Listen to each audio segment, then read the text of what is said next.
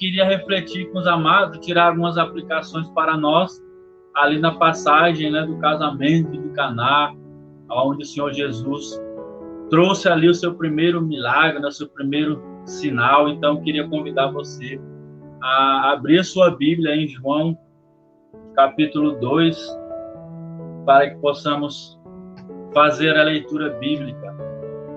Então, vamos ler dos versos 1 a 12, que diz assim: 3 dias depois, houve um casamento em Caná da Galileia. Achando-se ali a mãe de Jesus, Jesus também foi convidado com os seus discípulos para o casamento.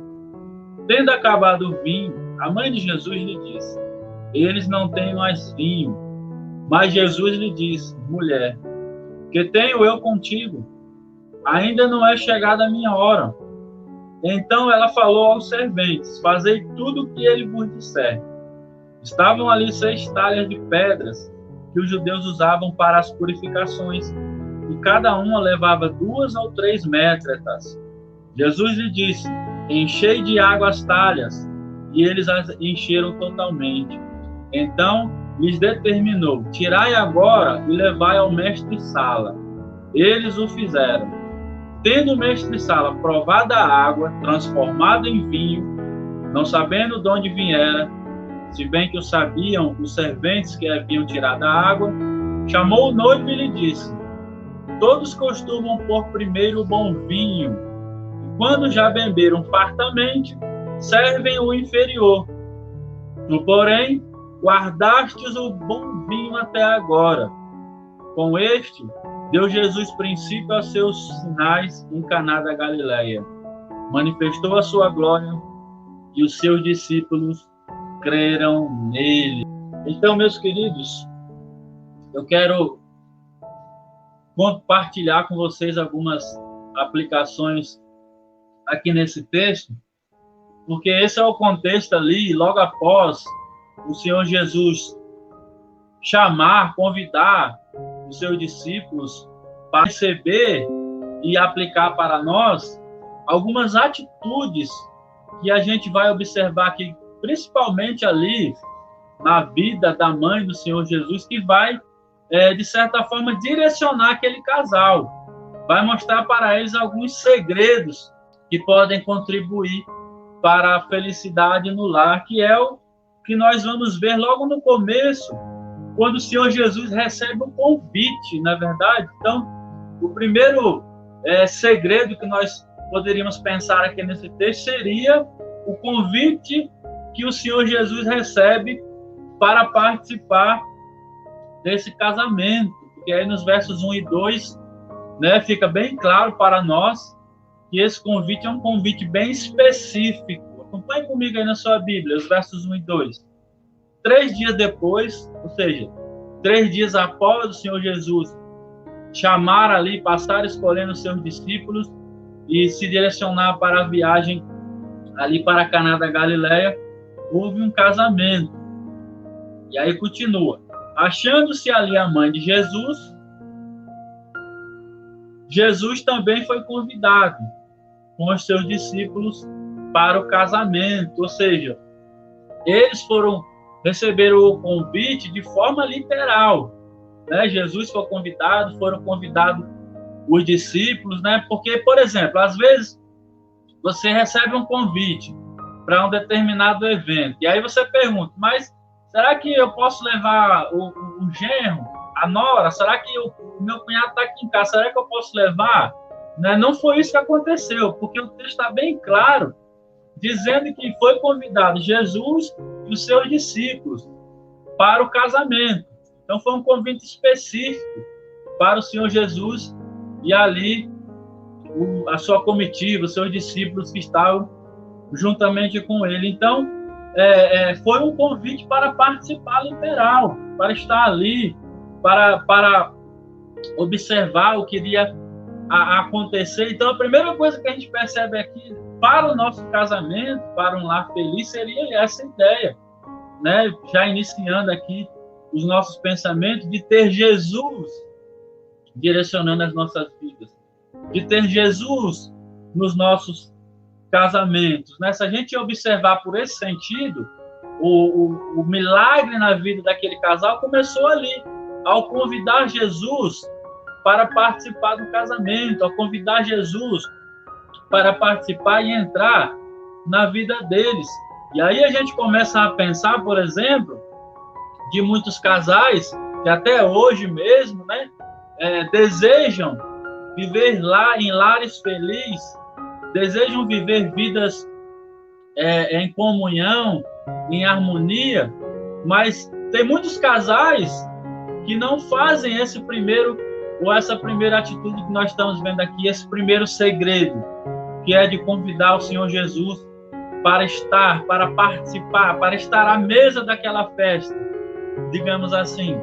Então, tem muitos casais que querem ser felizes, que querem ter lares abençoados, mas esquecem, ou talvez não saibam, ou talvez não foram ensinados, que são dois pecadores se juntando para estar no mesmo local. Dois pecadores que estão ali tentando formar um lar feliz, mas que ainda não conseguiram compreender que está faltando um elemento principal. E aí nós vamos ver isso mais à frente, eu vou explicar melhor para os amados irmãos. O elemento principal, nós podemos adiantar, como nós estamos vendo aqui, é Jesus Cristo direcionando as nossas vidas. Então, um resultado de uma família que não tem Cristo, a gente tem visto por aí. O casamento, ele foi, né, instituído ali em Gênesis capítulo 2, verso 24, né? Se a gente pensar assim, uma das instituições mais antigas, e aí, nesse sentido, deveria ser algo que a gente soubesse melhor lidar, mas o que a gente percebe é que, apesar de ser algo que foi criado por Deus lá no princípio do mundo, até hoje, e devido ao que está acontecendo, é o que mais tem trazido problemas, né? Muitos casais com problemas, muitos casais com dificuldades, e aí, por não ter essa base central, essa coluna, desencadeia outros problemas, né? E aí entra problema financeiro, entra problema psicológico, entra problemas pessoais. Isso vai desencadeando uma série de problemas, porque a base, a coluna correta não está colocada. Seria como uma casa que não tem as vigas, não tem as fundações feitas corretamente. Então, uma coisa que a gente precisa entender, e eu queria já começar a compartilhar com os irmãos a pensar sobre isso, que uma casa sem Deus, ela desmorona, né? Um lar, ou duas pessoas, um casal que se une, que resolve passar muito tempo junto, resolvem casar, resolvem estar numa casa, eles precisam entender que para ter uma comunhão, para ter uma harmonia, vai precisar de uma base correta, né? Essa casa vai precisar ser edificada corretamente, como nós observamos lá no Salmo 127, não é verdade? Se o Senhor não edificar a casa, em vão trabalham os que a edificam. Ou seja, a gente fica trabalhando para tentar viver bem, fica trabalhando, fica tentando pensar uma maneira de resolver algum problema, mas esquecem que nós sozinhos não vamos conseguir resolver. Para que isso possa ser resolvido no relacionamento, no interior, no seio da família, isso vai precisar ser primeiro partindo de um relacionamento com Deus, né? Porque se a gente observar os papéis do homem, da mulher, dos filhos, que são expostos pelo apóstolo Paulo, a gente vai perceber, né? A gente vai perceber da forma como ele coloca ali, que é algo que vai girar em torno de Deus, né? Cada um fazendo o seu papel, não por causa da pessoa, mas por causa do amor a Deus. Então, esse é o primeiro segredo que nós observando aqui, convidar Jesus para estar no lar. Jesus foi convidado para estar ali naquele casamento, foi convidado para estar ali E aí teologicamente, a gente vai observar que ele, inclusive, vai trazer ali o que João vai chamar de os sinais, né? O primeiro sinal. Porque se Deus deixar de ser a coluna da nossa casa, nós vamos ter muitos problemas. O autor de Eclesiastes, ele ilustra bem isso, lá no capítulo 4, verso 12, quando ele diz assim: se alguém quiser prevalecer contra um, os dois lhe resistirão. O cordão de 3 dobras não se rebenta com facilidade. Então, se a gente pegar, que ele está colocando aqui, que um cordão de 3 dobras não vai arrebentar, a ideia é que nós possamos colocar Deus na nossa vida como uma terceira, né? A base, sendo a base de tudo. Então, o casamento, a família, ela fica reforçada, ela fica protegida quando tudo está girando em torno de Deus, né? Quando um casamento, quando uma família não tem Deus sendo a base, não tem Deus edificando, como nós vimos no Salmo 127, quando vier os problemas, e a gente sabe que agora, principalmente agora nesse período de pandemia, muitos problemas foram desencadeados nas famílias, né? Estamos passando muito tempo em casa juntos, não passávamos tanto tempo assim, né? Marido, esposa trabalhando em casa, as crianças estudando. Então, muitas situações foram o quê? Desencadeadas. Mas, se Deus está no centro dessa família, está direcionando, ou como o autor de Eclesiastes coloca, como a terceira dobra, esse casamento vai ficar protegido. Esse casamento ele vai estar mais reforçado, né? Olha o momento que nós estamos vivendo, tantos problemas, tantas incertezas, tantas indecisões, e aí tantos casamentos desprotegidos. Hoje, né, nesse momento, nós estamos transmitindo essa live com o intuito de edificar as famílias na palavra de Deus, mas quantas famílias não tem agora que não está sendo edificada na palavra de Deus? Até quero convidar você, se você ainda não compartilhou essa live, compartilhe com algumas pessoas. Esse vídeo vai ficar gravado, ela pode assistir depois, né? É uma oportunidade até de um evangelismo para que o casamento dessas pessoas também possa ser fortalecido. Tem algo na nossa vida que eu quero compartilhar com vocês, que um dos primeiros convites que eu recebi com a minha esposa para, por exemplo, numa visita na Igreja Batista, foi no encontro de casais, né? Aqui um casal amigo nosso, aqui da nossa igreja mãe, né, nos convidou para um encontro de casais na igreja deles, né? E eu lembro que foi uma bênção na época. Ali a gente não tomou uma decisão naquele dia, mas as imagens que eu tenho na minha mente daquele encontro de casais, aliás, a gente participou de 2, eles estão na minha mente, né? O que aconteceu ali, o bom ambiente, os nossos corações sendo direcionados para Deus.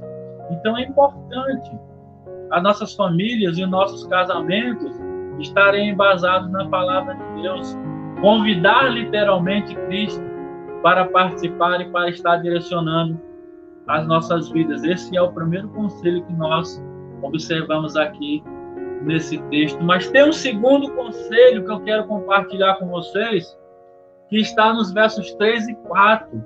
Acompanhe comigo aí na sua Bíblia. O irmão que chegou agora, nós estamos meditando no Evangelho de João, capítulo 2, e eu vou ler agora os versos 3 e 4, que diz assim: tendo acabado o vinho, a mãe de Jesus lhe disse: eles não têm mais vinho. Mas Jesus lhe disse: mulher, que tenho eu contigo? Ainda não é chegada a minha hora. Vamos aqui pensar na cena. Os noivos, né, felizes, animados, convidaram as famílias, convidaram os amigos para aquele casamento. E aí, na tradição judaica, quando havia um casamento naquele contexto, era uma das funções ali da família e do noivo providenciar uma grande quantidade de vinho, né? Então, não era um casamento. Hoje a gente faz festas, né? E aí a gente usa ali de organização e a gente tenta diminuir, né? Até antes da pandemia já estava sendo feito assim, as festas otimizadas de uma maneira que fosse menos pessoas, até pelo custo, né? É um custo muito alto, mas no contexto da passagem não podia ser assim. Se faltasse o vinho, por exemplo, como aconteceu aqui, era uma vergonha para aquelas famílias, né? Convidar as outras famílias para participar, e aí acaba o vinho, e aí como é que fica tudo isso?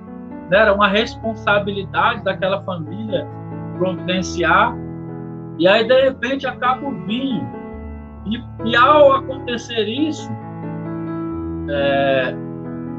a mãe de Jesus se aproxima e diz isso para ele, né? Como nós já vimos aqui, eles não têm mais vinho.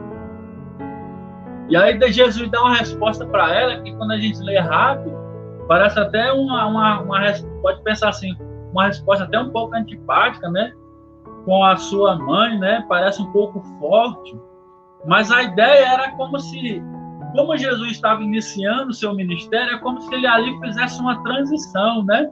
Lembra que aqui ele vai, ao transformar a água em vinho, vai ser demarcado como um dos primeiros dos 7 sinais que está ali registrado no Evangelho de João.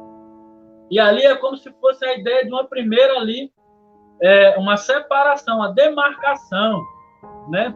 Até para começar a implementar na mente dela o que iria vir pela frente. Então ali é como se estivesse iniciando mesmo o ministério do Senhor Jesus, porque até ali João Batista havia identificado ele, né?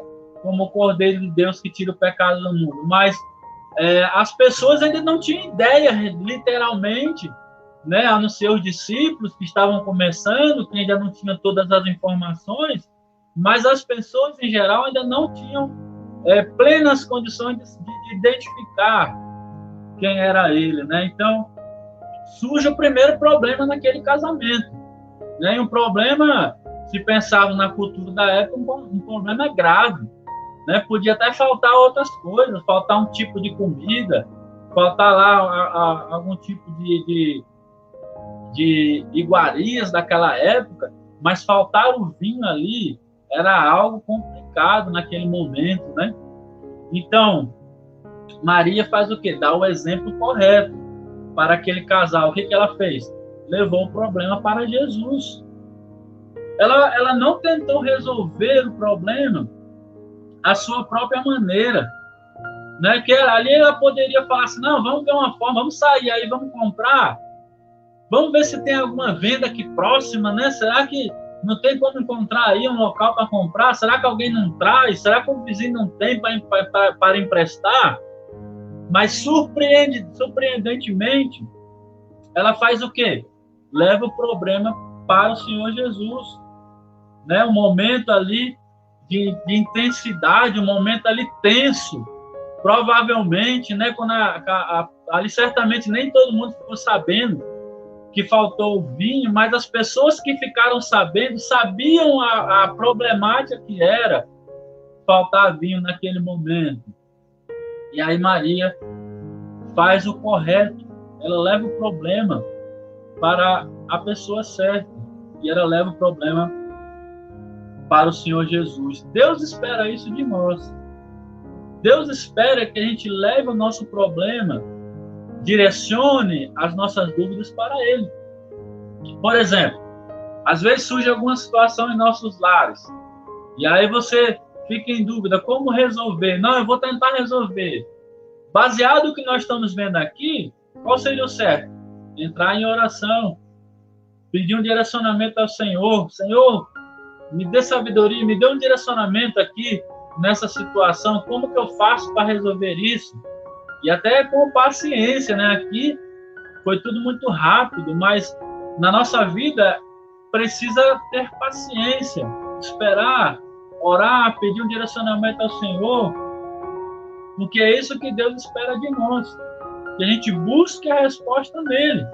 né? Tem muitas coisas que acontecem nas famílias e até entre os casais que é consequência de não buscar a Deus, não buscar uma resposta, não buscar um direcionamento, né? Agir com ansiedade, agir com rapidez, não esperar para ver se é aquilo mesmo que Deus quer nas nossas vidas. É importante a gente fazer isso, colocar as nossas necessidades diante de Deus, as nossas dúvidas, as nossas súplicas, as nossas necessidades, porque Ele vai saber o que é melhor para nós. Jesus respondeu para Maria: mulher, o que tenho eu contigo?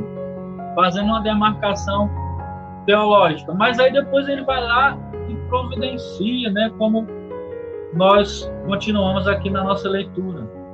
Então, nos momentos de problemas nas nossas famílias, e cada família tem um problema, cada família tem uma dificuldade, a melhor saída que nós possamos e podemos fazer é colocar os nossos problemas aos pés da cruz, buscar a Cristo.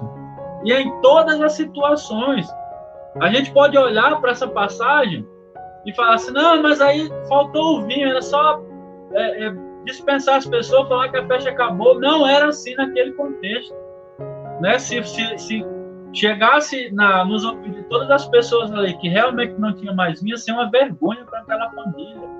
Era culturalmente, para a época, era algo grave.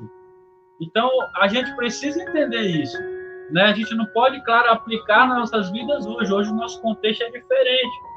Mas a gente precisa observar o que tem acontecido entre os casais, entre as famílias, nesse momento, e sempre lembrar que a gente precisa colocar aos pés da cruz, colocar diante de Deus, buscando um direcionamento. Tem um terceiro conselho que eu quero compartilhar com vocês, que está a partir do verso 5, que diz assim: então falou aos serventes: fazei tudo o que ele vos disser.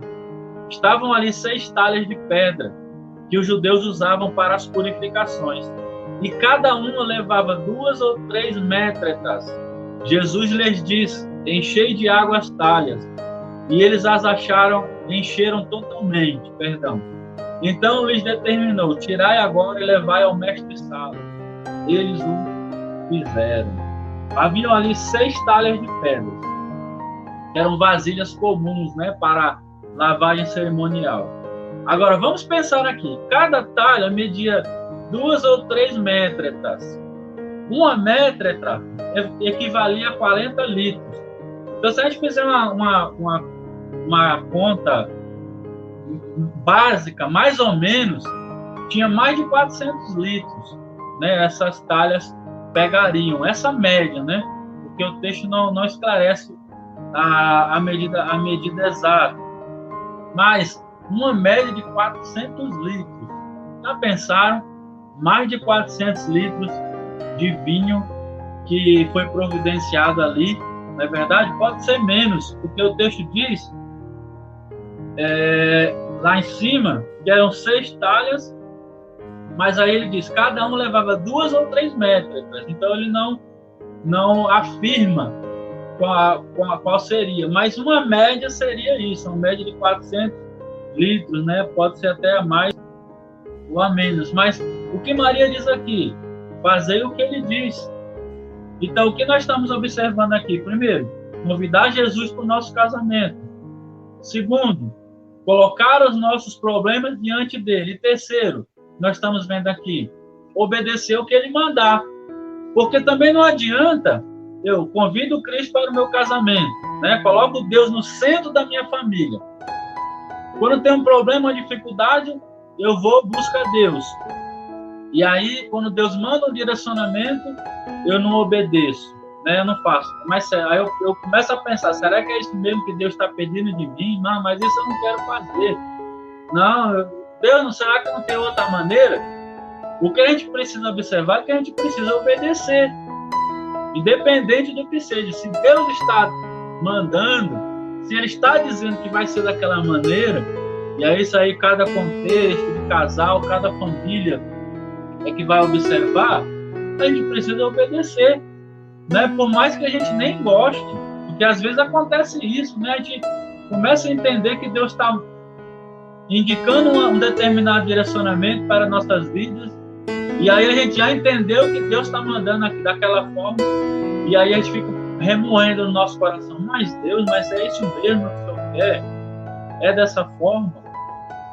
A gente observa aqui que todo mundo obedeceu a Cristo, né? Maria pediu que eles obedecessem a Ele, Jesus mandou que eles enchessem, pegassem as talhas e enchessem de água. Depois de transformar a água em vinho, indicou que eles deveriam chamar o mestre de sala. Todo mundo obedeceu. E é o que nós devemos fazer. Pedir a Deus, mas ouvir a sua voz. Colocar em prática aquilo que Ele traz para nós. Deus é quem sabe o que é melhor. Deus é quem sabe até quem seria até a pessoa, né, para casar, né? Os jovens que estão nos ouvindo e às vezes que estão pensando sobre casamento, você precisa aplicar isso também na sua vida, né? Pedir o direcionamento ao Senhor, pedir para que Ele te direcione, para mostrar se aquele casamento é daquela forma mesmo, né? Você está orando para que Deus envie para você uma serva de Deus para casar, ou as irmãs que estão nos ouvindo pedindo um servo de Deus, mas você também precisa ser um servo de Deus, né? Às vezes os casais orando, Deus envia um servo para mim, uma serva, mas aí você também precisa pensar que você também precisa ser esse servo e essa serva que vai entrar na vida daquela pessoa, porque ela também provavelmente está orando, está pedindo um direcionamento ao Senhor. Então, existe essa necessidade de obediência e de aplicar aquilo que Deus está indicando para você, independente se às vezes a gente goste ou não, né? Existe essa dificuldade também da gente conseguir entender. Agora, quando a água é transformada em vinho e os servos levam o vinho para o mestre de sala, ele diz assim, no verso 9: tendo o mestre de sala provado a água transformada em vinho, não sabendo de onde viera, se bem que eu sabia os serventes que haviam tirado a água, chamou o noivo. Então, aquele noivo ali, o texto não diz certamente se ele sabia ou não lá no começo, mas aqui certamente ele entendeu que algo especial, algo maravilhoso, algo surpreendente aconteceu na vida dele, né? Se você fizer a leitura, não dá para saber se lá no começo se o noivo sabia ou não, mas a gente percebe aqui que aqui ele entendeu que algo extraordinário aconteceu, porque ele sabia a quantidade de vinho que ele tinha ali, ele sabia a quantidade de pessoas que foram convidadas, né? Talvez, pode ser que tenham convidado mais pessoas do que ele esperava, pode ser que veio mais pessoas, né? Que não foram convidadas, mas o fato é que o vinho acabou e apareceu, a quantidade que era necessária para a festa continuar foi providenciada.